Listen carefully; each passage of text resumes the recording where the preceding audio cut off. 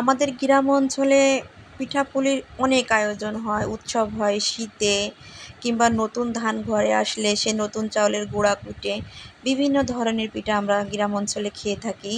তো এটা মনে করেন একটা হচ্ছে কিনা চেলি পিঠে বলে অনেকে, এক এক এলাকায় হয়তো এক নাম, আমরা এটাকে অবশ্য চেলি পিঠা বলি। তো এই পিঠাকে মনে করেন বানিয়ে আপনি 2 মাস 3 মাস কিংবা 1 মাস বয়মজাত করে খেতে পারেন। মানে এটা বানাতে কিন্তু তেমন কোনো খরচ হয় না, অবশ্য 2টা ডিম, কিছু চালের গুঁড়া আর চিনি হলেই কিন্তু হয়ে যায়।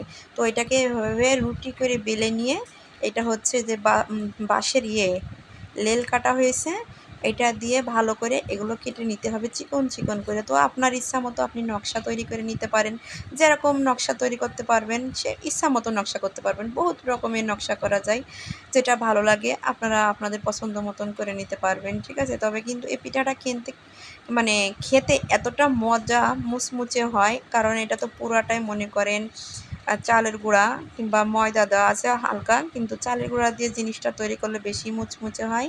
তো এটাকে আপনারা সব সময় মনে করেন কোনো আত্মীয়স্বজন আসলে কিংবা নিজেদের যখন খেতে ইচ্ছা করে, এটাকে বানিয়ে যদি বয়মে করে রাখা হয় তাহলে কিন্তু অনেক দিন রেখে খাওয়া যায়।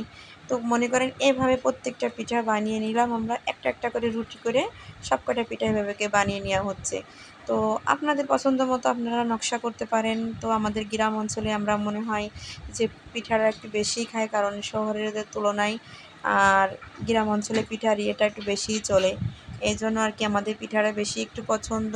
তো আমরা সব ধরনের পিঠাই খেয়ে থাকি, তবে শীতে একটু পিঠার আমেজ হয় বেশি, উৎসব মানে এক কথায় বলতে চলে যে ঘরে ঘরে উৎসব হয় পিঠের।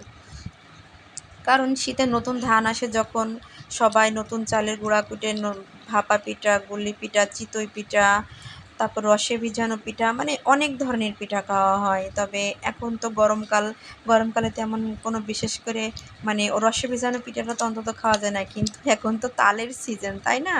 এই সময় মানুষ তাল দিয়ে বিভিন্ন ধরনের পিঠা তৈরি করে, তালের পায়েস, তালের পিঠা। তো আমরাও 2 দিন অবশ্য তালের পিঠা খাওয়া হয়েছে। তো আবার আমরা মানে যেগুলো বয়মে রাখা যায় সেই পিঠাগুলো একটু বেশি তৈরি করি, যেমন বিস্কুট পিঠা, তারপরে চামক পিঠা, আর এটা হচ্ছে সেলি পিঠা।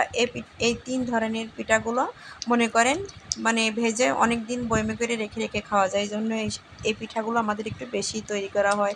তবে আমাদের মানে নারকেল পিঠাও আমরা খাই মাঝে মধ্যে, কিন্তু অতটা না। তবে এসবগুলো যেগুলো বয়মে রাখা যায় ঠিক সেই পিঠাগুলোই আমরা বেশি খাওয়া হয়। এবার ছোট ছোট মুটকি করে কেটে এইভাবে এইটাকে চাপ দিয়ে এভাবে লাগাই দিতে হবে, একদমই সহজ, কিন্তু দেখতে কিন্তু চমৎকার। এটারে বলে ক্লিপ পিঠা, ঠিক আছে। এটা কিন্তু আরও বড় সাইজ করে আপনারা যে স্টিলের গ্লাসগুলো আছে ছোট সাইজের, সেগুলো দিয়ে কেটে ভালোভাবে এভাবে ক্লিপ পিঠাগুলো বানাতে পারেন, সেগুলো দেখতে আরও অসাধারণ লাগে।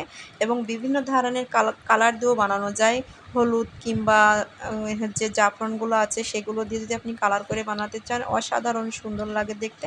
তো আমাদের পিঠাগুলো দেখেন ঠিক বানানো হয়ে গেছে সব কয়টা। তো এগুলোকে এবার ভালোভাবে একটু ভেজে নিতে হবে, কিন্তু জালের কিন্তু একদম লো দিতে হবে, হাই দেওয়া যাবে না, তাহলে কিন্তু পিঠাগুলো পুড়ে যাবে খুব সহজেই, কিন্তু মুচমুচে হবে না।